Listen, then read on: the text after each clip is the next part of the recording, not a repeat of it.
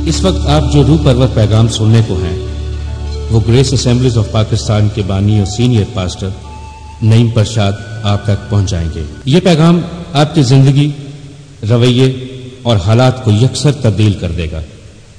इस पैगाम को सुनने के बाद आप पहले जैसे नहीं रहेंगे। आपके शख्सी, खानदानी और कलीसियाई रवैये बदल जाएंगे। खुदावंद आपको बरकत दे। आमीन। आए पाक रूह और सारी इस मीटिंग का कंट्रोल और चार्ज तेरे हाथों में हो। और खुदावंद हम बख्श दे कि रोज बरोज मसीह की सूरत पर ढलते चले जाएं और बालग कलीसिया बनते चले जाएं, बालग ईमानदार बनते चले जाएं और तेरे नाम को जलाल देने के लिए तेरा अपॉइंटेड वेसल ठहरे। यीशु मसीह के नाम में मांगते हैं, आमीन। यूना के ताल्लुक से जो हम एक सीरीज स्टडी कर रहे हैं, ये उसका आज तीसरा पैगाम है और जो पिछली दफा हमने पैगाम कंटिन्यू किया, ये उसका दूसरा हिस्सा है। आज हम इसका दूसरा हिस्सा जो है वो कंटिन्यू करेंगे। खुदा अपने लोगों को कैसे वापस लाता है, कैसे उनके पीछे जाता है और कैसे वो उनको वापस लाना जानता है। सो हम इस यूना की किताब से बहुत कुछ सीख सकते हैं, सीख भी रहे हैं। और खुदा का कलाम हमेशा जिंदा और अब्दी है और नई नई बातें इसमें से हम डेवलप होती रहती हैं। हम इसके लिए खुदा का शुक्र करते हैं। सो हम यूना की किताब में से ये भी सीखते हैं कि खुदा अपने लोगों के साथ है और अपने लोगों के पीछे है और खुदा उनके भी पीछे है जो बागी हो जाते हैं, जो उससे दूर भाग जाते हैं। और तीसरी बात हम ये भी सीखते हैं, खुदा उनके भी पीछे है जो खुदा के पीछे अभी नहीं है और वो उनको अपने पीछे लाना जानता है। हालेलुया। 3 पॉइंट्स जो हमने लास्ट टाइम देखे कि खुदा अपने जो लोग उनसे दूर भाग जाते हैं उनके पीछे कैसे जाता है, उनका पीछा कैसे करता है। तो पहला पॉइंट हमने देखा कि खुदा तूफान को अलाउ करता है जिंदगियों में आने के लिए। डिफरेंट किस्म के तूफान, फाइनेंशियल स्टॉर्म्स, रिश्तों के तूफान या सेहत के एरिया में या जॉब में या किसी तरह से भी, ताकि उनको वापस अपनी तरफ ला सके। सेकेंडली हमने ये देखा कि हमारे गुनाह जो हैं वो दूसरों पे भी अफेक्ट करते हैं, उनकी जिंदगियों पर भी, उनके हालात पर भी। जो हमारे करीबी लोग हैं, फैमिली के लोग हैं, इर्द गिर्द के लोग हैं, वो हमारे इस गुनाह के सबब से मुतासर होते हैं।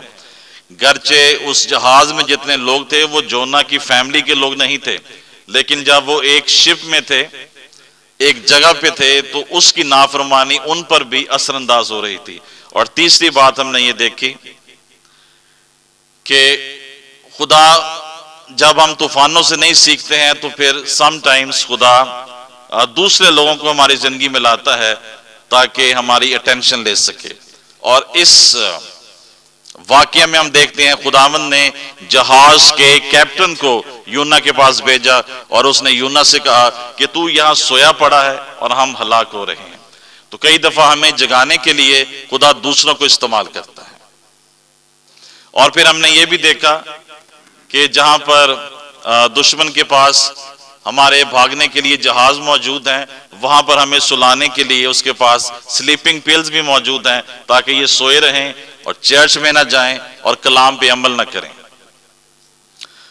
सो हम इससे ये भी सीखते हैं कि हम अपने लिए क्या दुआएं कर सकते हैं। नंबर 1, हम अपने लिए डेली इस तरह से दुआ कर सकते हैं कि खुदावंद, जैसे तेरे कलाम में लिखा है कि राहें ऐसी भी हैं जो इंसान को सीधी मालूम होती हैं, लेकिन जिनकी इंतहा पर मौत की राहें हैं, तो बख्श दे कि इससे पहले कि अगर मिस्टेकनली मैं किसी गलत राह पर मूव कर जाता हूं, तो इससे पहले कि तूफान मेरी जिंदगी में आए, मैं उससे पहले ही सीख जाऊं कि मैंने वापस तेरे पास आना है। सेकेंडली, खुदावंद इससे पहले कि मेरी डिसओबीडियंस के सबब से और लोग मुतासर हों, मुझे आगाही बख्श दे ताकि मैं उस अपनी नाफरमानी से अपने आप को डाइवर्ट कर सकूं या चेंज कर सकूं।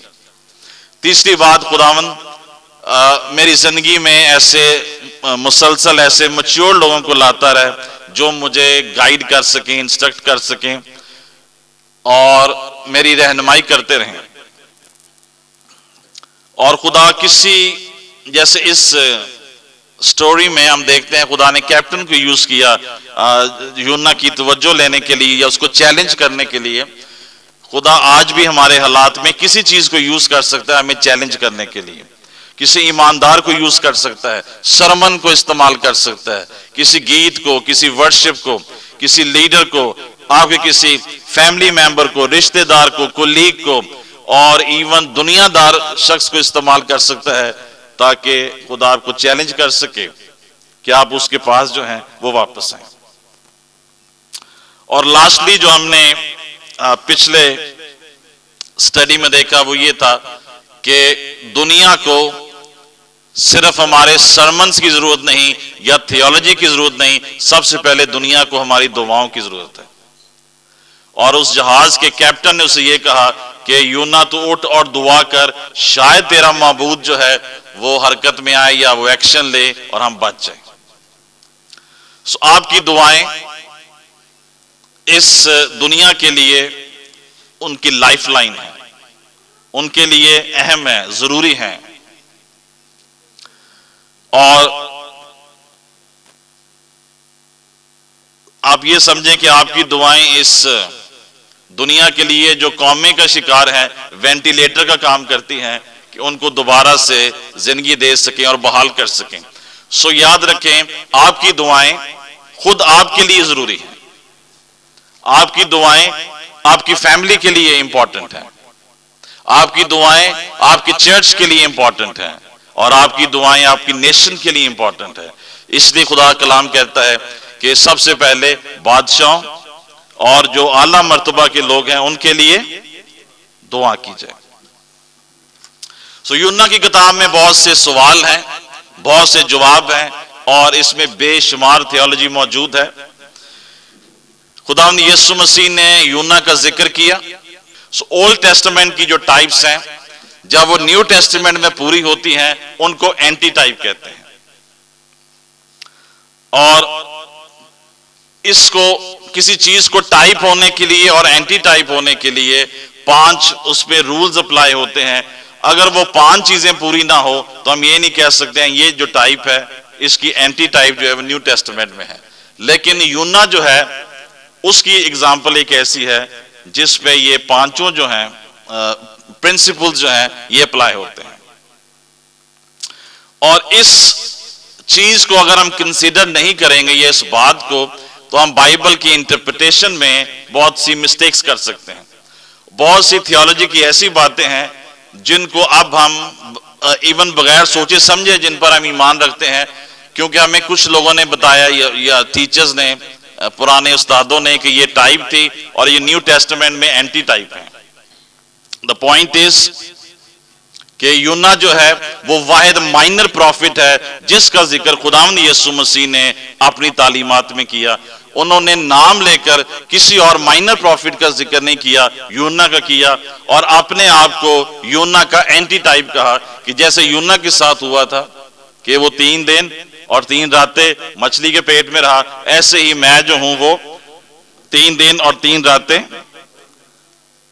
قبر میں اور اس جگہ پر گزاروں گا. خدا نے یونا کو کیوں بھیجا نینوا کے لیے؟ جب خدا پہلے ہی جانتا تھا وہ نہیں جائے گا اور وہ ٹارسس کو جانا چاہے گا. اور اس کی ایک وجہ یہ ہے, اس کی بہت سی وجوہات ہو سکتی ہیں. خدا جب ایک بات کہتا ہے اس کے کئی میننگز ہوتے ہیں, اور اس کی ایک وجہ یہ ہو سکتی ہے اس وقت بنی اسرائیل میں یونا وہ بیسٹ آدمی تھا جس کو وہ اس کام کے لیے بھیج سکتا تھا. کئی دفعہ آج ہم سوچتے ہیں خدا فلاں خادم کیوں استعمال کر رہا ہے, خدا نے فلاں کو کیوں خدمت کے لیے بلایا. میں بھی خدا کی نگاہ میں ہی is the best available person جس سے خدا اپنی خدمت کے لیے استعمال کر سکے یا استعمال کر سکتا ہے. اب دنیا میں اس بات کا بڑا کرٹیسزم ہے کہ یہ مچھلی کہاں سے آ گئی, مچھلی کون سی تھی جی بندے ہی نکل جاندی ہے, یا واقعی کہ ایسے ہوا تھا یا یہ ایک فینٹیسی ہے جو بیان کی گئی یا فیری ٹیل ہے. چلیں اس پہ بھی بات کرتے ہیں. اور سیکنڈلی اس بات پہ بھی اعتراض کیا جاتا ہے کہ یونا واقعی کوئی شخص تھا بھی کہ نہیں تھا ہسٹری میں، یا ایسے یہ جو بک ہے وہ بیچ میں یہ واقعہ یا یہ کتاب جو ہے وہ ڈال دی گئی، انسرٹ کی گئی. بائبل نے اتنا فوکس نہیں دیا مچھلی کو. چند حوالہ جات ہم دیکھتے ہیں کہ مچھلی آتی ہے اور مچھلی چلی جاتی ہے اینڈ دیٹس آل. اور وہ بھی ہم دیکھتے ہیں کہ پہلے چیپٹر کی 17ویں آیت میں ہے. آئے ہم پڑھیں پہلے باب کی 17ویں آیت، اور پھر اس کا ذکر ایک دوسرے باب میں ملتا ہے کہ یونا نے مچھلی کے پیٹ میں دعا کی. اب ہمیں یہ نہیں بتایا گیا کب دعا کی، جب وہ پیٹ کے اندر گیا تب دعا کی، یا اس نے دوسرے دن دعا کی، یا اس نے تیسرے دن دعا کی. اس نے کب دعا کی یہ ہمیں نہیں بتایا گیا، لیکن یہ بتایا گیا ہے کہ اس کی جو دعا کی جگہ تھی the place of his prayer was the belly of a fish. ہاں جی پڑھیں ذرا. لیکن خداوند نے ایک بڑی مچھلی مقرر کر رکھی تھی کہ یونا کو نگل جائے، اور یونا 3 دن رات مچھلی کے پیٹ میں رہا. ایک چیز جو ہم انڈرسٹینڈ کرتے ہیں اس حوالے سے وہ یہ ہے کہ وہ ایک بڑی مچھلی تھی، اور جب بائبل کسی چیز کو بڑا کہتی ہے تو وہ بڑی ہے. لیکن اس سے پہلے کہ ہم مچھلی کی کچھ بات کریں، آج کل سردیوں کا موسم ہے، مچھلی آپ کو پسند بھی ہے. دا پوائنٹ از آج بھی بہت سے ایماندار ایسے ہیں جو مچھلی کے پیٹ میں زندگی گزار رہے ہیں، جو اس قید میں ہیں، بانڈیج میں ہیں، حالات کی قید میں ہیں، دشمن کی قید میں ہیں، بیماریوں کی قید میں ہیں، مصیبتوں کی قید میں ہیں، فکروں کی قید میں ہیں. اور ہم سمجھتے ہیں یونا ہی مچھلی کے پیٹ میں تھا. آج چرچ کا ایک بڑا سیگمنٹ جو ہے وہ مچھلی کے پیٹ میں ہے، اور خداوند ہمیں اس سے باہر نکالنا چاہتا ہے، اس مچھلی کے پیٹ میں سے. لیکن کیسے باہر نکلیں گے؟ یونا کیسے نکلا؟ دعا کی، اور یونا نے مچھلی کے پیٹ میں دعا کی. تو اس سے بہتر ہے کہ ہمیں مچھلی کے پیٹ میں دعا کرنی پڑے، ہم چرچ میں دعا کر لیں، ہم اپنے گھر میں دعا کر لیں، ہم صبح کے وقت دعا کر لیں، ہم رات کے وقت دعا کر لیں، ہم اپنے بستر پر دعا کر لیں، ہم گھٹنوں کے بالوں پر دعا کر لیں، بجائے اس کے کہ ہم مچھلی کے پیٹ میں جائیں اور ہمیں دعا کرنی پڑے. تو سائنٹیفکلی کوئی آپ کو راکٹ سائنسدان ہونے کی ضرورت نہیں ہے کہ آپ یہ سمجھ سکیں کہ بھی اتنی بڑی کوئی مچھلی ہوتی ہے جس کے اندر بندہ جا سکتا کہ نہیں جا سکتا. اس وقت تک سائنس اس کے بارے میں اتنا بتا چکی ہے کہ اس پہ مزید بات کرنے کی اور تنقید کرنے کی گنجائش ہی موجود نہیں. پہلی بات ہمیں یہاں پہ یہ نہیں بتایا گیا یہ ویل مچھلی ہے یا ویل ہے. بیسیکلی ویل جو ہے وہ مچھلی نہیں ہوتی، وہ میمل ہے. وہ بچے دیتا ہے اور بچوں کو دودھ پلاتا ہے. وہ زمین پر بھی آ جاتی ہے تھوڑی دیر کے لیے، سانس لینے کے لیے ہوا میں بھی جاتی ہے اور پانی میں بھی رہتی ہے. ویل جو ہے وہ فش کی کیٹیگریز میں نہیں آتی ہے. اور اگر خدا یہاں پہ یہ کہہ رہا ہے کہ یہ فش ہے، مچھلی ہے، اس کا مطلب ہے کہ وہ مچھلی کی فیملی سے بلونگ کرتی ہے. ویل جو ہے وہ مچھلی نہیں ہوتی ہے، وہ میمل ہے، وارم بلڈڈ اینیمل ہے، انسان کی طرح. کولڈ بلڈڈ نہیں ہے، فش کی طرح. سیکنڈلی ہیبرو میں جو لفظ استعمال کیا گیا مچھلی کے لیے وہ مچھلی ہی ہے، اور اس کا مطلب ویل یا میمل نہیں، مچھلی ہے. لیکن نیو ٹیسٹمنٹ میں اسی واقعے کو بیان کرنے کے لیے مچھلی کے لیے جو لفظ استعمال کیا گیا وہ مچھلی نہیں ہے، بلکہ اس کا مطلب ہے سی مانسٹر، ایک بہت بڑی سمندری مخلوق. تو یہ ڈیفرنس ہے لینگویج کا. دوسری بات ہم اس میں زیادہ ڈسکس نہیں کریں گے کیونکہ بائبل نے اس کی وضاحت نہیں کی. But the point is whale مچھلیاں بھی ایسی ہیں اور مچھلیاں بھی ایسی ہوتی ہیں جو انسانوں کو نگل سکتی ہیں، اور پورا انسان جو ہے اس میں رہ سکتا ہے. اور ابھی پچھلے دنوں ایک واقعہ ہوا تھا پچھلے برسوں میں کہ ایک بندہ جو تھا وہ ایک ویل نے نگل لیا تھا، اور وہ کچھ دنوں کے بعد اس میں سے زندہ باہر نکلا. آلریڈی ہسٹوریکلی ہو چکا ہے، آپ نیٹ پہ یہ دیکھ سکتے ہیں، اس میں کوئی اتنی پرابلم کی بات نہیں ہے. سو ویل مچھلیاں جو ہیں کئی قسم کی ہوتی ہیں، لیکن ان میں 3 جو ہیں وہ ایک خاص قسم کی ہیں، اور وہ اتنی بڑی ہیں کہ وہ انسان کو نگل سکتے ہیں. ہم ان کی بات کرتے ہیں. ویل مچھلی کئی نسلیں ہیں، کئی سپیشیز ہیں ان کی. सो नंबर 1, ऐसी व्हेल मछली भी मौजूद है जो पूरा पूरा इंसान निगल सकती है,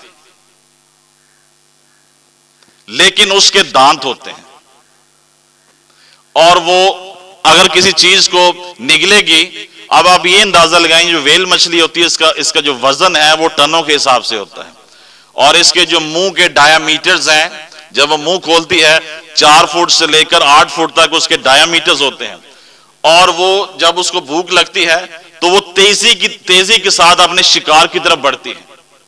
वो ये नहीं देखती क्या है या क्या नहीं है, वो जो कुछ उसके उस रेडियस में आता है वो सारा कुछ अंदर अपने मुंह में स्वालो कर लेती है, फिर वो उसको थोड़ा चबाती है और उसको अंदर ले जाती है। ये एक किस्म की वेल है। तो डेफिनेटली यूना इस किस्म की वेल में नहीं जा सकता जिसके दांत है। एक और किस्म की वेल है जो बहुत बड़ी होती है और उनके दांत नहीं होते हैं, बल्कि उनके सामने मुंह में जहां पे जबड़े हैं चेम्बर्स लगे होते हैं, और ये जो वेल मछलियां हैं 45 फुट से लेकर 90 फुट तक लंबी होती है, और उनका 1/3 जो है हिस्सा उनका मुंह होता है,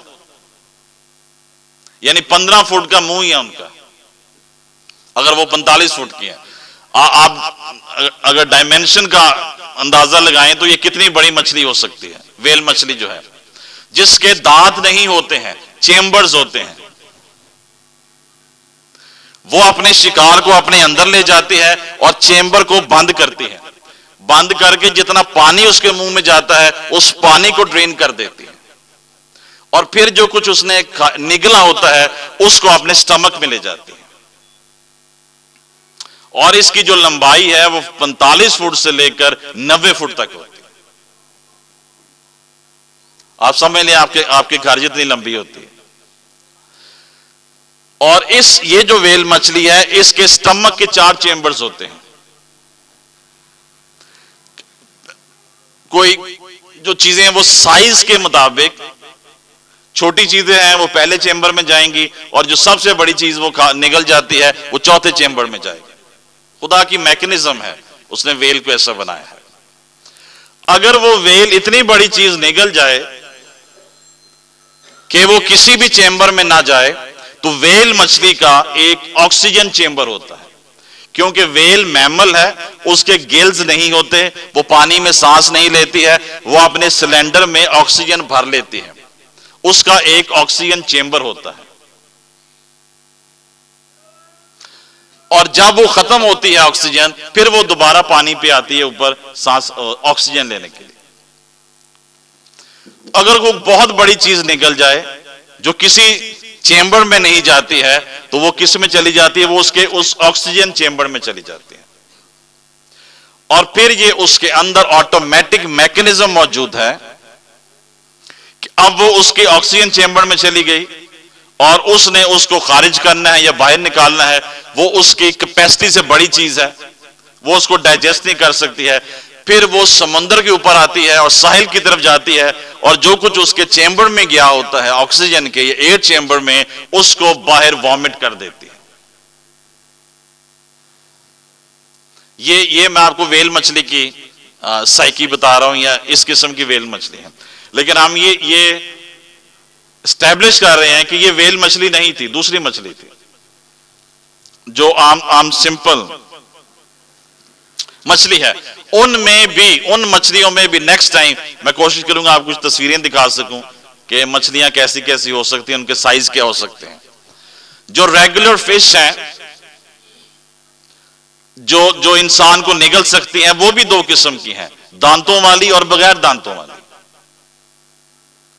और उसमें भी इतनी बड़ी मछलियां मौजूद हैं, 30 फुट से लेकर 60 फुट तक मछलियां जो हैं वो मौजूद हैं, जो इंसानों को निगल सकती हैं और निगल जाती हैं, और जिनके अंदर जो है इंसान सरवाइव कर सकता है।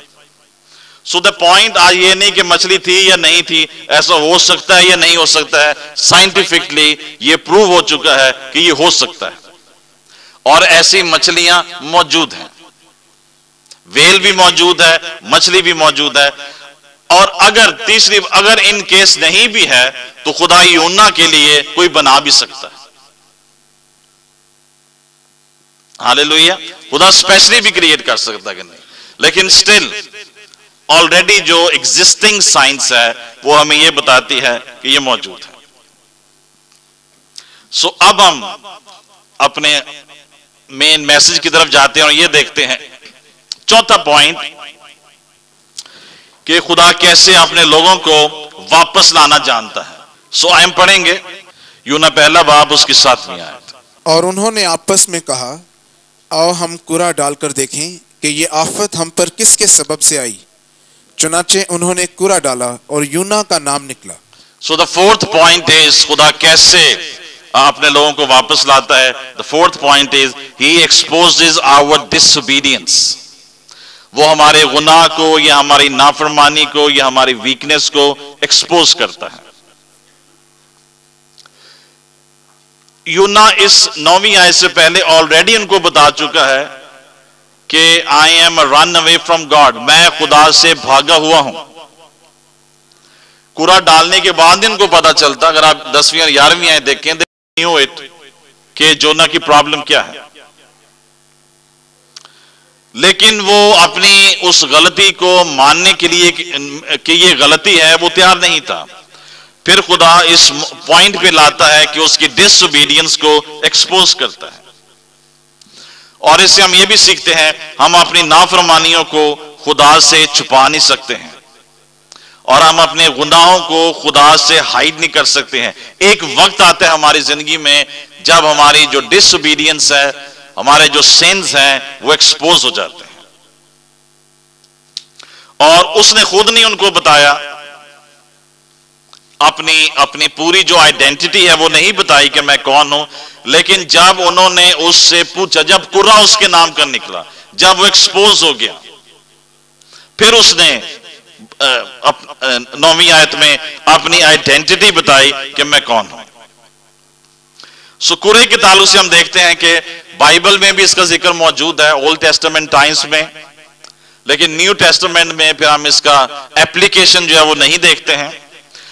आया ये ठीक है या नहीं है, हम इस बहस में नहीं जाएंगे, लेकिन अबरानी लोग जो हैं वो इस मेथड को यूज करते थे स्टोन्स के साथ खुदा की मर्जी को जानने के लिए, और वो इसको इस पर्पस के लिए यूज नहीं करते थे फ्यूचर को जानने के लिए। और इसमें जो एक मेथड था वो ये था कि वो डिफरेंट कलर्स के स्टोन्स लेते थे,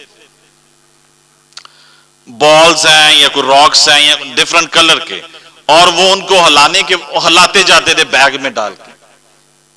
तो जो जिस रंग का उसमें से गिर जाता था बाहर, उनके उस अंडरस्टैंडिंग के मुताबिक अगर ये रंग का है तो इसका ये मतलब है, अगर ये कलर है तो इसका ये मतलब है। इमसाल 16 बाब उसकी 33 आयत पढ़ेंगे, इसमें हम देखते हैं कुरे का जिक्र किया गया है। Proverbs 16 verse 33। कुरा गोद में डाला जाता है पर उसका सारा इंतजाम खुदावंद की तरफ से है। सो वो उस थैले को अपने गोद के ऊपर रख के हिलाते रहते थे, और उसमें से जिस कलर का स्टोन जो है या बॉल है या वॉटएवर उन्होंने बीच में डाला होता था वो बाहर निकलता, गिर जाता पहले, उससे वो आइडेंटिफाई करते कि ये क्या चीज है।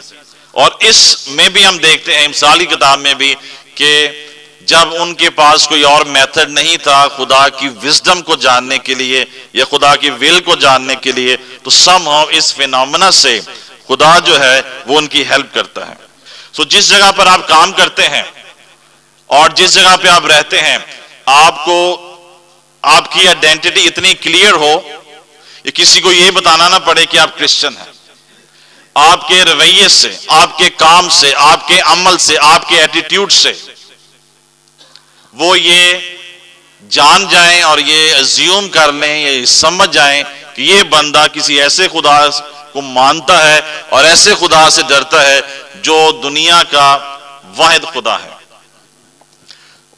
जहां पे आप काम करते हैं मैं भी उनको ये ना कहना पड़े कि आपके ड्यूटी टाइम 8 बजे है तो आप 9 बजे पहुंचते हैं, आप मेहरबानी से थोड़ा रेगुलर हो जाएं, बल्कि आपके बॉस को यह कहना पड़े कि 8 बजे टाइम है, आप 7 बजे क्यों आ जाते हैं। 5 بجے چھٹی کا ٹائم ہے تو آپ 6 بجے کیوں جاتے ہیں؟ Why are you doing overwork? ہم آپ کی ساری محنت کے لیے شکر گزار ہیں، اور آپ کی ٹیسٹمنی آپ کے کام سے نظر ہے. چرچ میں آنے سے یہ پتہ نہ چلے کہ آپ کرسچن ہیں، آپ کی ٹیسٹمنی آپ کے رویے سے، آپ کے کام سے، آپ کی گفتگو سے، آپ کے سوچوں سے جو ہے وہ آپ کی ٹیسٹمنی نظر آئے. ہاں جی، 9ویں آیت پڑھیں گے. اس نے ان سے کہا میں عبرانی ہوں اور خداوند آسمان کے خدا بحر و بر کے خالق سے ڈرتا ہوں. So the first thing is کہ اس واقعے میں جونا کی ٹیسٹمنی وہ نہیں ہے جو ایک پروفٹ کی ٹیسٹمنی ہونی چاہیے. بجائے اس کے کہ وہ کیپٹن اس کو اٹھاتا اور اسے کہتا کہ دعا کرو ہم ہلاک ہو رہے ہیں، جونا جو ہے آلریڈی پریئر میٹنگ لیڈ کر رہا ہوتا، because he was a man of God. مرد خدا کی ایک نشانی یہ ہے کہ he is a man of prayer, he is a woman of prayer. دعائیہ زندگی آپ کی سب سے پہلے اس بات کی انڈیکیشن ہے کہ آپ you are a person of God, آپ مرد خدا ہیں. جارج واشنگٹن جو امریکہ کا پہلا پریزیڈنٹ تھا، اس کا یہ بڑا مشہور واقعہ آپ نے سنا ہوگا کہ اس کو قتل کرنے کے لیے برٹش آرمی نے ایک ہاف انڈین مینز کے ریڈ انڈین بندے کو ہائر کیا، ایک اسیسن کو ہائر کیا. اور ہسٹری یہ بتاتی ہے کہ وہ اسیسن جو ہے وہ اس قدر ماہر تھا کہ کبھی اس کا نشانہ جو ہے وہ 1 ملی میٹر بھی ادھر سے ادھر نہیں گیا. اور جارج واشنگٹن جو ہے گھوڑے پہ سفر کرتا ہوا ایک جنگل میں سے گزرا تھا، اور اس اسیسن نے اس کے دل پہ پہلا فائر کیا اور وہ نیچے گر جاتا ہے. پھر وہ اٹھتا ہے اپنے کپڑے جھاڑ کر، وہ پھر اپنا سفر شروع کرتا ہے. پھر اس اسیسن نے دوسرا اس پہ فائر کیا، وہ پھر جارج واشنگٹن جو ہے وہ گر جاتا ہے، پھر اٹھتا ہے اور اپنا سفر شروع کرتا ہے. پھر اس نے تیسرا فائر کیا جارج واشنگٹن کے ہارٹ کے اوپر، اور وہ پھر گر جاتا ہے اور وہ کپڑے جھاڑ کر پھر اپنا سفر شروع کر دیتا ہے. اور اسی اسنا میں وہ جو اسیسن ہے وہ بھاگتا ہوا اس کے آگے آ جاتا ہے، اس کے گھوڑے کے، اور اس کو وہ رکنے کے لیے کہتا ہے، اور اس کے آگے وہ گر جاتا ہے. اور جارج واشنگٹن سے کہتا ہے، ریڈ انڈین تھا، وہ اسپرٹس پہ بلیو کرتے ہیں ریڈ انڈینز، تو ریڈ انڈین نے جارج واشنگٹن سے یہ کہا، یہ ہسٹری کی بات ہے، اس نے اسیسن نے یہ کہا کہ the spirit which is in you is greater than the spirit which is in me. اس نے کہا مجھے ایک بات بتا دے، میں نے اپنے خود ہی سرنڈر کر دیا، مجھے یہ بتا دے کہ تجھے گولی لگی کیوں نہیں. میرا نشانہ کبھی جو ہے وہ چوکتا نہیں ہے، میں I am the best جو نشانے باز اسیسن ہوں اپنے دور کا، اور میں مس نہیں کرتا. تو پھر جارج واشنگٹن نے اپنی اس طرف دیکھا تو واقعی اس کی قمیض میں 3 سوراخ تھے، اس کی جیکٹ میں جہاں پہ وہ گولی لگی. گولی آ کے لگتی رہی لیکن وہ جارج واشنگٹن میں داخل نہیں ہو سکی.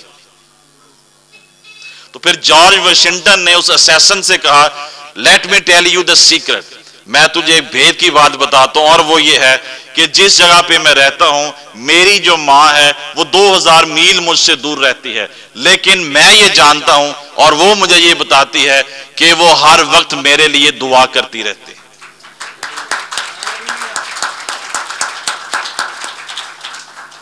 This is the power of prayer and this is the power of your God.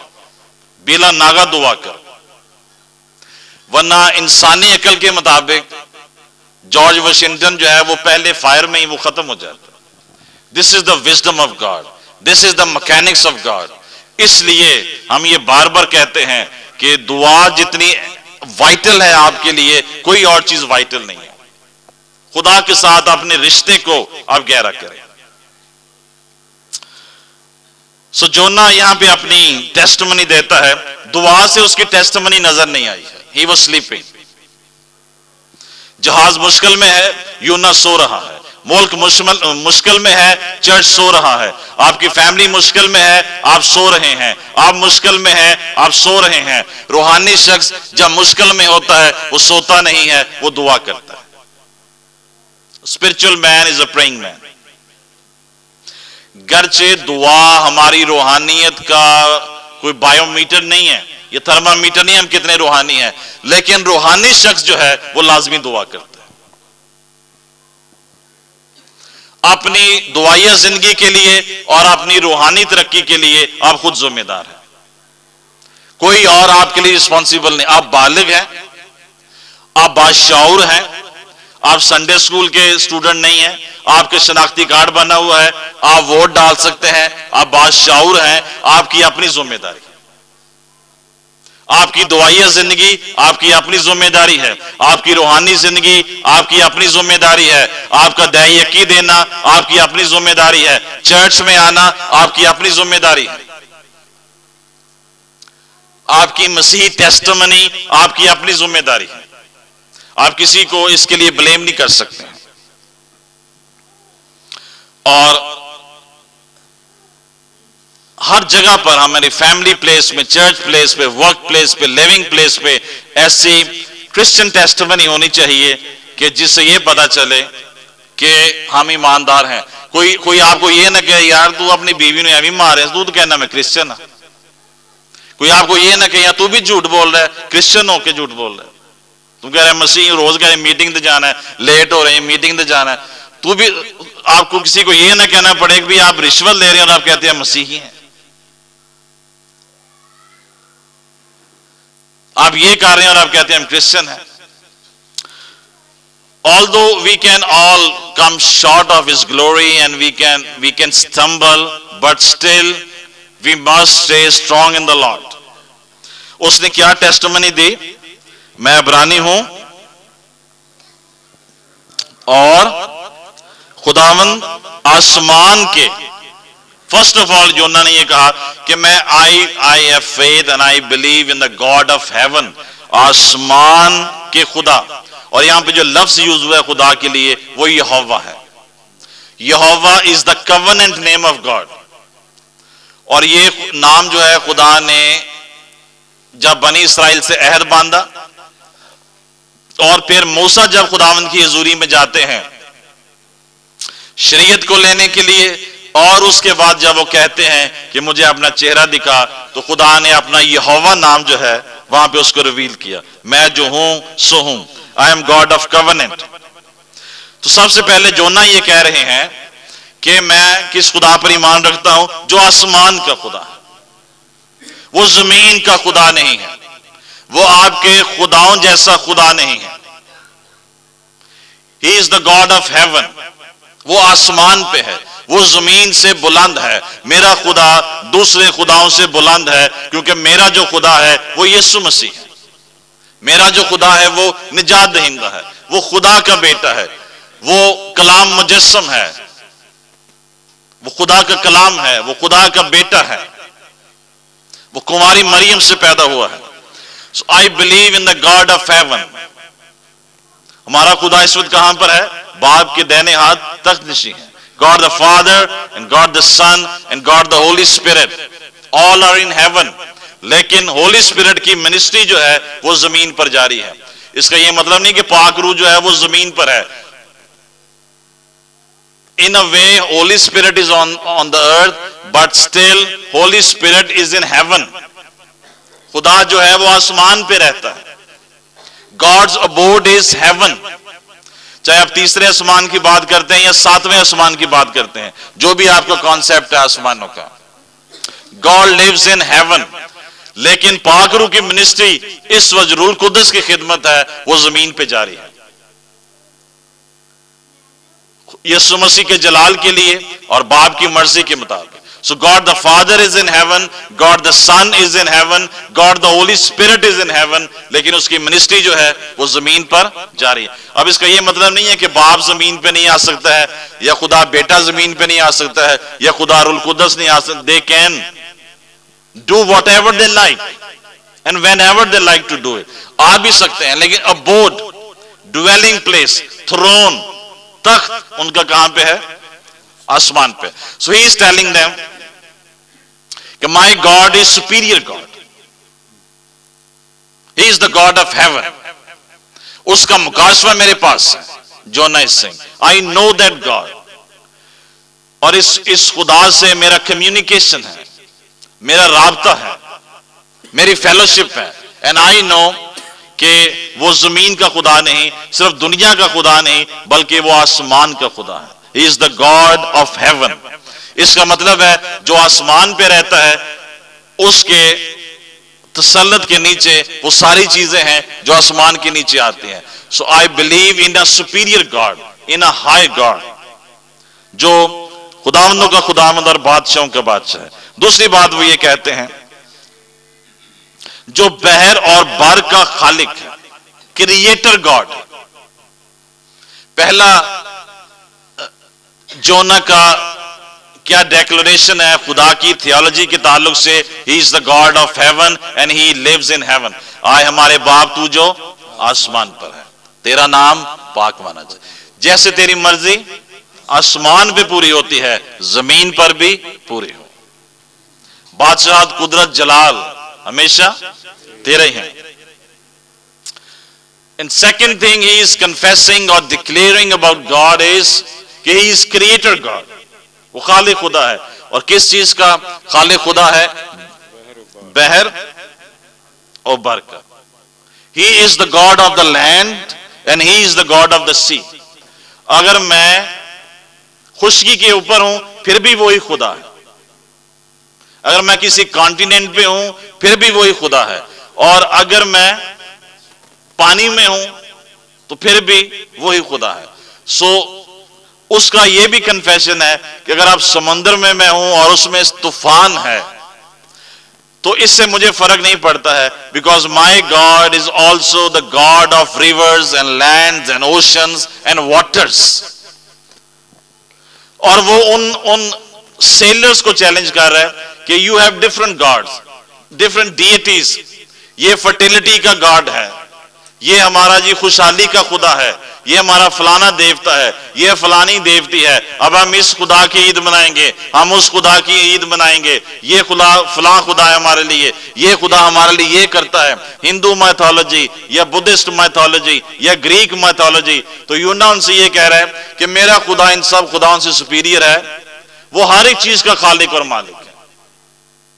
ہمارے ہر چیز کے لیے کوئی ڈیفرنٹ گاڈز نہیں ہے کہ یہ مسئلہ آ گیا ہم اس خدا سے دعا کریں گے, یہ مسئلہ ہو گیا ہم اس خدا سے دعا کریں گے.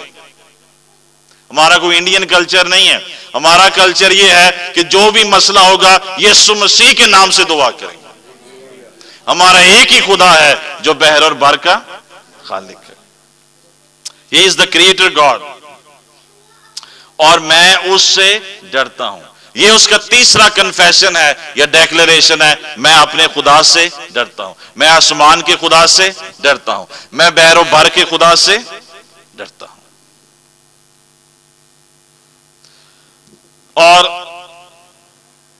دوسری بات ہم دیکھتے ہیں اس کنفیشن کے بعد جب وہ ایکسپوز ہوتا ہے اور اپنی آئیڈینٹی, پہلے اپنے خدا کی آئیڈینٹی ریویل کرتا ہے, پھر اپنی آئیڈینٹی بھی ریویل کرتا ہے کہ میں ہیبرو نیشن میں سے ہوں اور میرا ایمان جو ہے وہ کس خدا پر ہے.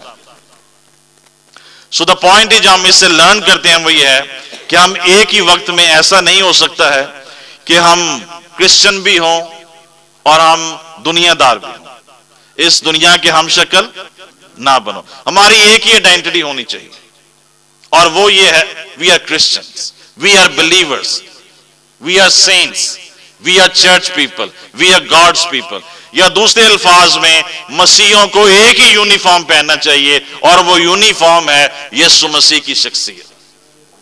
پرانی انسانیت کو اتار دو اور نئی انسانیت کو پہن لو. We must have the uniform of Christ on our lives. مجھے اپنے لہو کا رنگ دے, کوئی رنگ تو ہو میرے جینے. ہم بار بار اپنے یونیفارمز نہ بدلتے رہیں, اپنے کرسچن کریکٹر کے, اپنے کرسچن ویلیوز کے, اپنے رویے. کبھی ہم مسیح بن جاتے ہیں, کبھی ہم دنیا دار بن جاتے ہیں, کبھی ہم یہ بن جاتے ہیں, کبھی ہم وہ بن جاتے ہیں. ایک یونیفارم پہن لیں اور آپ اس یونیفارم کو پہنے رکھیں. اور وہ کون سا یونیفارم ہے؟ یسوع مسیح. کرسچن یونیفارم پہن, آپ کے یونیفارم سے نظر آئے this man is a Christian man. اور یونیفارم سے مطلب کیا ہے؟ مسیح کا کردار. وہ آپ نے سلیشن آرمی نہیں بن جانا ان کا یونیفارم نہیں پہنا، اس کا یہ مطلب نہیں ہے. ہم ان کو کرٹیسائز نہیں، ان کا ایک اپنا سسٹم ہے، دیٹس گڈ فار دیم. لیکن ہمارا ایک اسپرچل یونیفارم ہونا چاہیے، ہمارا ایک فیتھ یونیفارم ہونا چاہیے، ہمارا ایک آئیڈینٹی یونیفارم ہونا چاہیے، ہمارا ایک ڈاکٹرائنل یونیفارم ہونا چاہیے، ہمارا ایک کریکٹر یونیفارم ہونا چاہیے. اور وہ یہ ہے کہ مسیح کا مزاج ہماری زندگی میں نظر آئے. یہ یونیفارم ہماری زندگی میں ہونا چاہیے. ایک ہی یونیفارم پہنے، کرائسٹ کا یونیفارم پہنے. اندر سے بھی مسیحی ہوں، انٹرنل کرسچنز بھی ہوں، ایکسٹرنل کرسچنز بھی ہوں. اندر کے رویے بھی مسیحی ہوں، اندر کی جبلتیں بھی مسیحی ہو جائیں، اور اندر کی خواہشیں بھی مسیحی ہوں، اور باہر کے رویے بھی مسیحی ہوں. ہاللیلویا. دوسری بات، اب وہ یہ سوچ رہے ہیں کہ ہم کیا کریں، اور وہ ان سے یہ کہتا ہے کہ مجھے تم سمندر میں ڈال دو تو تمہارے لیے سمندر جو ہے وہ ساکن ہو جائے گا. اس نے سلوشن بتا دیا. آئے ہم پڑھیں 11ویں اور 12ویں آیت.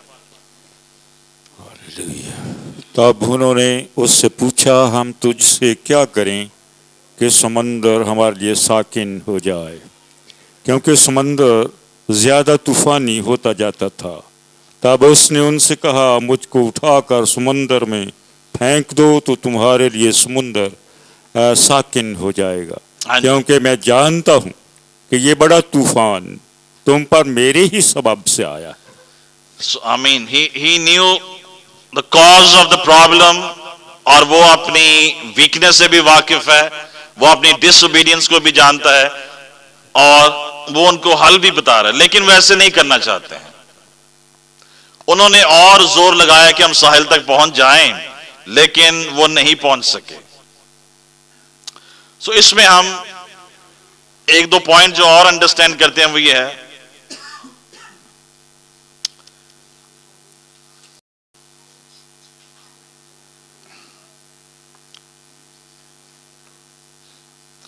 اور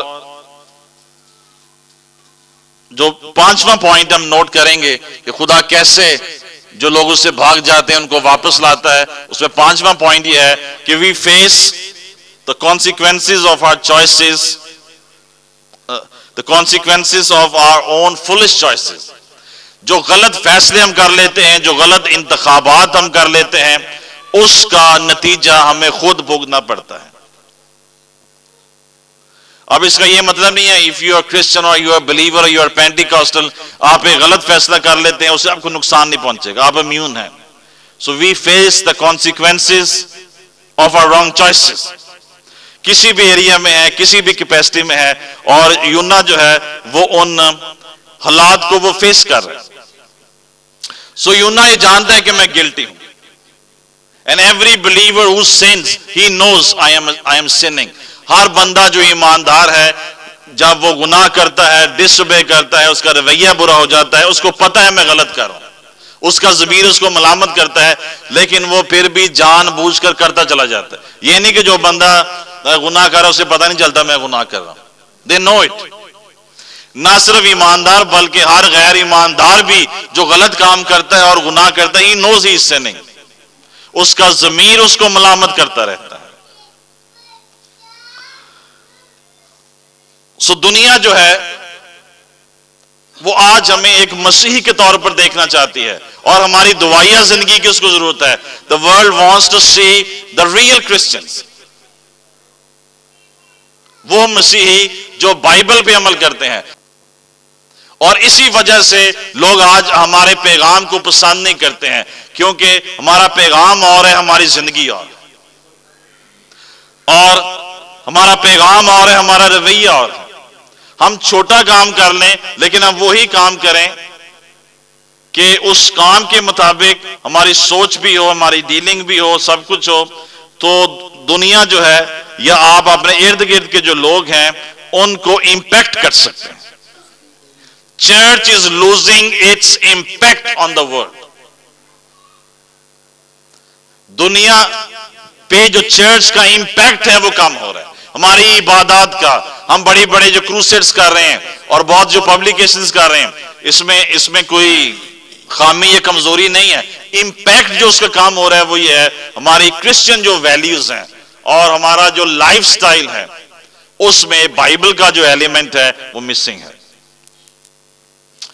جیسے 16ویں 17ویں صدی میں 18ویں صدی میں پیورٹنز تھے چرچ میں، جنہوں نے ایک 3-4 صدیوں تک چرچ کو رول کیا. اگر وہ پیورٹنز ان میں سے ایک بندہ زندہ ہو کے آج چرچ میں آ جائے تو وہ جو ہے پہلا کام یہ کرے گا کہ اس بات پہ شک کرے گا کہ یہ چرچ بھی ہے کہ نہیں ہے. سیکنڈ بات وہ یہ کہے گا ہمیں کہ میں معذرت سے یہ چاہتا ہوں کہ مجھے آپ کے چرچ کی ممبرشپ نہیں چاہیے. یعنی وہ اتنے اصول پسند تھے، وہ اتنے خدا پسند تھے اور وہ اتنے ہولینس کو فالو کرتے تھے کہ جیسے آج کے جو چرچ کی ویلیوز ہیں وہ ان کے ساتھ جو ہے وہ کمپرومائز نہیں کر سکتے.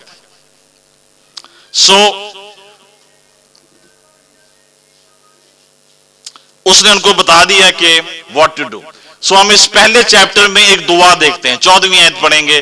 ان سیلرز نے دعا کی. جونا از ناٹ پریئنگ. کون دعا کر رہا ہے؟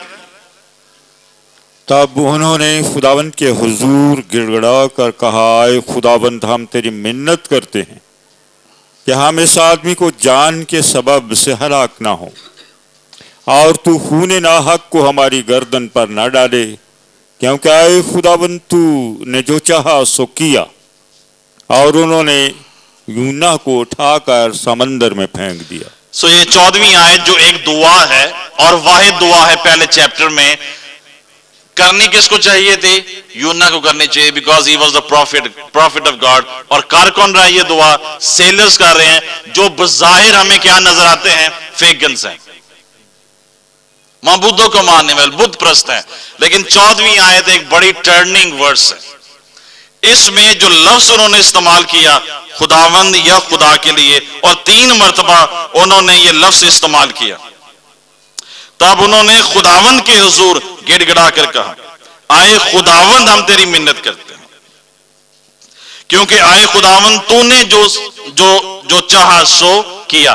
3 مرتبہ انہوں نے اس 14ویں آیت میں خدا کا یا خداوند کا لفظ لیا، یوز کیا.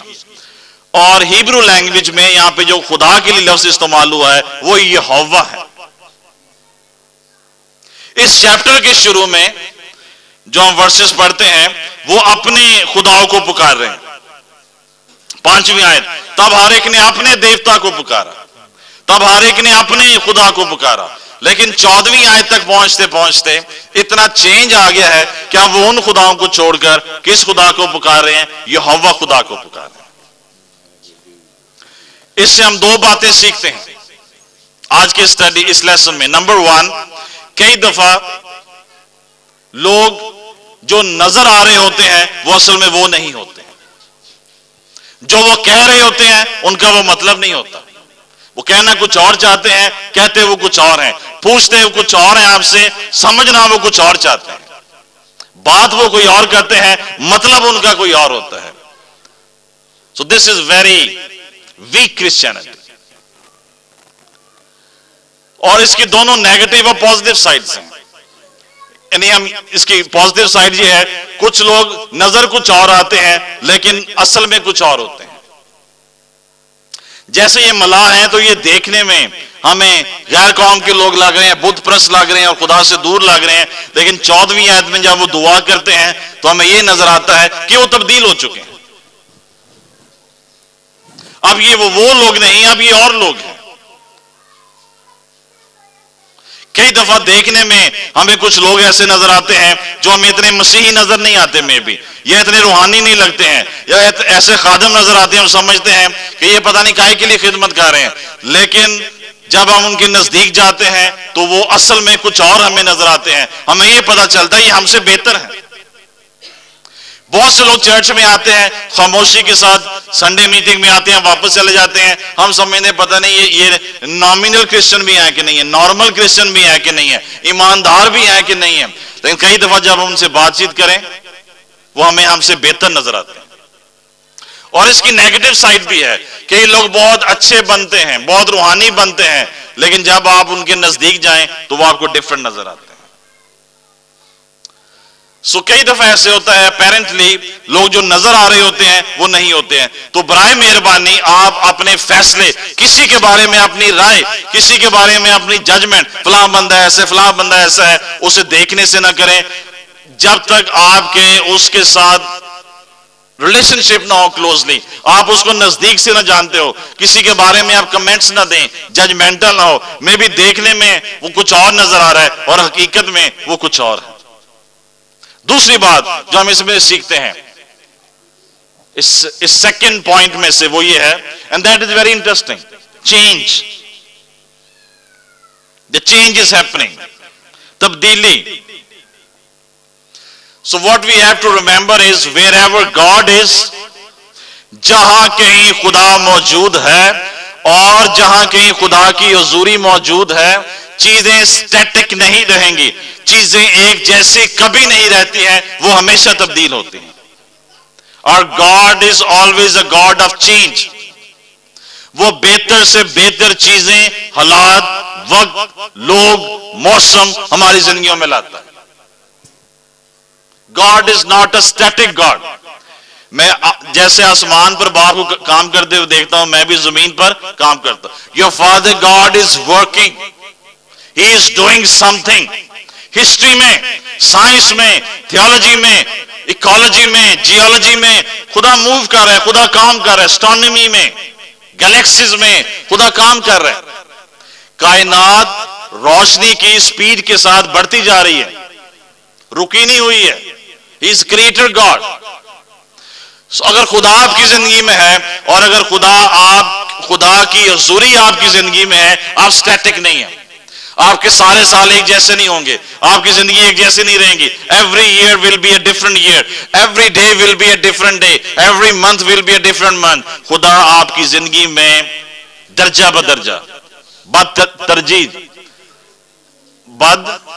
تدریج چینج کو لاتا ہے. گریجول چینج کو خدا آپ کی زندگی میں لا رہا ہے, اور یہی چینج ہم ان دونوں زندگیوں میں دیکھتے ہیں. سم ویئر اس پہلے چیپٹر میں جونا اپنا ارادہ جو ہے, he is changing himself. پہلے وہ خدا سے بھاگ رہا ہے, اب وہ کہہ رہا ہے کہ I am willing to die. مجھے تم اٹھا کے سمندر میں پھینک دو. اور ہر بندہ جانتا ہے کسی کو اٹھا کے سمندر میں پھینکا جائے گا تو وہ سروائیو نہیں کرے گا. He is willing to sacrifice himself. Change آ رہا ہے یونا کی زندگی میں. اب وہ کنفیس بھی کر رہا ہے, اب وہ اپنے ایمان کا بھی اظہار کر رہا ہے, اور اب وہ اس ریمیڈی کا بھی اقرار کر رہا ہے کہ اگر یہ تم میرے ساتھ کر دو گے تم بچ جاؤ. اور ایسے ہی ہوا, جیسے انہوں نے اس کو سمندر میں پھینکا, وہ کیا لکھا ہے کہ سمندر کا تلاطم موقوف ہو گیا, سٹرام ختم ہو گیا. A change is happening. میں بھی ہمیں نظر نہیں آ رہا یونا کی زندگی میں change, but the process is there. کئی دفعہ آپ کے ارد گرد جو لوگ بیٹھے ہیں, میں بھی آپ کو نظر نہیں آ رہا ہے کہ ان میں چینج ہو رہا ہے, but they are changing.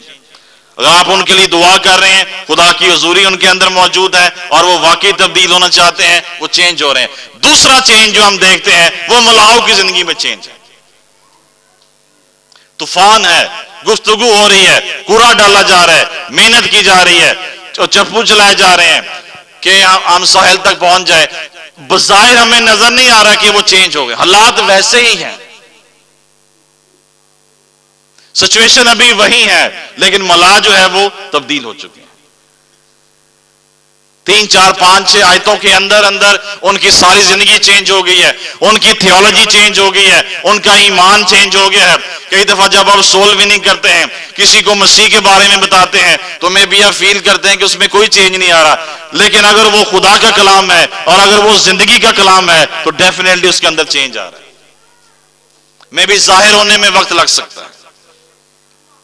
اور اگر خدا یہاں پر موجود ہے اور جب ہم اس کو ریکارڈنگ کریں گے, اس ریکارڈنگ میں خدا کی انوائنٹنگ اور پریزنس موجود ہے, تو اس سٹڈی سے ہم یہ بھی سیکھتے ہیں اگر خدا یہاں پر کسی ایک کی زندگی میں کام کر رہا ہے اور خدا اگر کسی ایک کو تبدیل کر رہا ہے, خدا سب کو تبدیل کر رہا ہے. اور اگر خدا یہاں پہ سب کو تبدیل کر رہا ہے, خدا آپ کی زندگیوں میں چینج لا رہا ہے, تو اس کا مطلب ہے یہ پیغام جہاں پہ پہنچے گا خدا وہاں بھی چینج کو لائے گا. اگر یونا تبدیل ہو رہا ہے, پورا جہاز تبدیل ہو رہا ہے. 5 ملاحوں نے دعا نہیں کی, 10 لوگوں نے اپنے ایمان کا اظہار نہیں کیا, بلکہ صرف کیپٹن نے نہیں کیا, صرف 3 لوگوں نے نہیں کیا, اور 5 نے کام نہیں کریں گے, وہ سب چینج ہو رہے ہیں. When God is moving, everything is going to change. Every person is going to change. جب خدا موو کرتا ہے, جب خدا کی حضوری آتی ہے, تو ایک بندہ نہیں چینج ہوتا, سارے چینج ہو رہے ہوتے ہیں. ہاللویا. آخری بات, مختصر سی بات, خدا نے ان ملاحوں کو چینج ہونے دیا, اور اس سے ہم ایک بات یہ سیکھتے ہیں کہ خدا یونا سے بھی پیار کرتا ہے, خدا ملاحوں سے بھی پیار کرتا ہے, خدا بنی اسرائیل سے بھی پیار کرتا ہے, خدا غیر قوموں سے بھی پیار کرتا ہے. اور اس سٹڈی کے تعلق سے جو ہم بات سیکھ رہے ہیں وہ یہ ہے, خدا نینوا سے بھی پیار کرتا ہے, خدا ترسیس سے بھی پیار کرتا ہے. جب انہوں نے جو یونا کو سمندر میں پھینک دیا تو جہاز کس طرف گیا؟ کہاں پہ گیا جہاز؟ اس نے اپنا سفر جاری رکھا, وہ ٹارسس میں گیا. پہلے ایک بندہ جا رہا تھا جو نبی تھا, اب پورا جہاز جو ہے وہ مشنری بن کے وہاں پہ جا رہا ہے. Hallelujah. This is the working of God. ایک مشنری اس نے مچھلی کے پیٹ میں بھیج دیا جو نینوا کو جائے گا, اور اس جہاز میں پتہ نہیں کتنے بندے تھے, 50 تھے, 30 تھے, 20 تھے, اور خدا نے سارے مشنری بنا کے تارسس میں بھیج دیے. Hallelujah. This is the power of God. This is the transformational power of God. This is the working of God. جب خدا تبدیلی لاتا ہے تو ملاحوں کو بھی مشنری بنا دیتا ہے, ماہی گیروں کو آدمگیر بنا دیتا ہے, ہم جیسے سادہ لوگوں کو ایونجلسٹ بنا دیتا ہے, روحیں بچانے والے بنا دیتا ہے. This is the power of God. Hallelujah.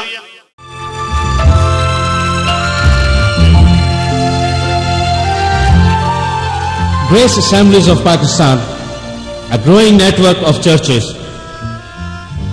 خداوند یسوع مسیح نے فرمایا, میں اپنی کلیسیا کی بنیاد اس چٹان پر رکھوں گا اور عالم ارواں کے دروازے اس پر غالب نہ آئیں گے.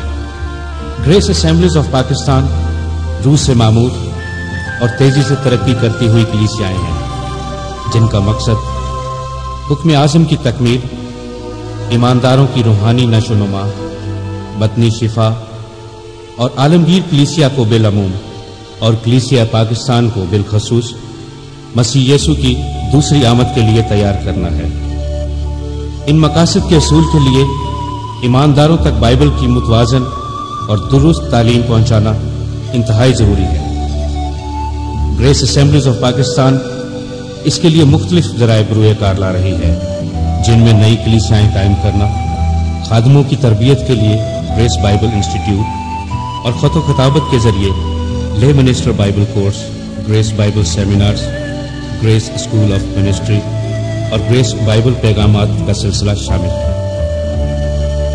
اگر آپ ہم سے رابطہ قائم کرنا چاہتے ہیں تو ہمارا پتہ Grace Assemblies of Pakistan, post box number 10318 Lahore, post code 54600 Pakistan.